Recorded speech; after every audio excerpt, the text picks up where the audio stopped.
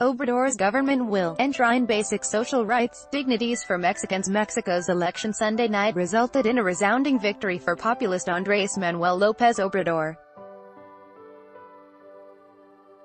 Radio Sputnik host Eugene Puryear was in Mexico City during the election and spoke with By Any Means Necessary about how Obrador could change Mexican politics.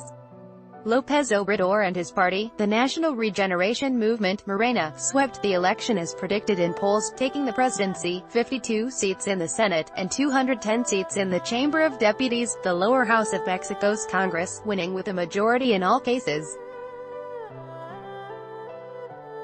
As Puryear predicted on Friday, voting tendencies followed what the polls had predicted.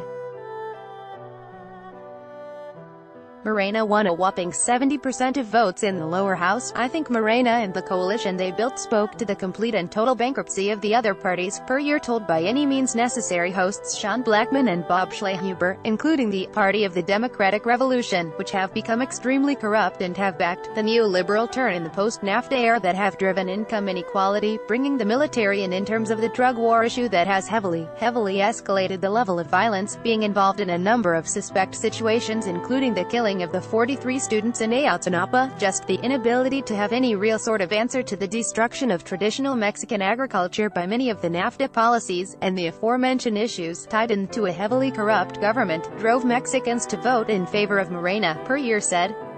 López Obrador spoke to those issues, Puryear notes, and he was set apart from other candidates by his lack of a corrupt reputation. Now, this election will be another historical change in Mexico, which is throwing out these corrupt political parties. I think that people viewed any change positive, negative, left, center, right. Many people of various hues knew that no real change could happen unless this corruption, as López Obrador called them, power mafias, were stripped of their political power, Puryear said. The president-elect campaigned on the promise of divorcing the oligarchical and political classes ruling the country, characterizing himself not as socialist or leftist but as a radical, capable of shaking up the establishment. In López Obrador's victory speech, he said he would form a government that would not service just a minority but would work for all citizens. We will respect everyone, he said, but we will give preference to the most humble and forgotten. There will be a push by Morena to enshrine more basic social rights and social dignities for working people, Puryear said.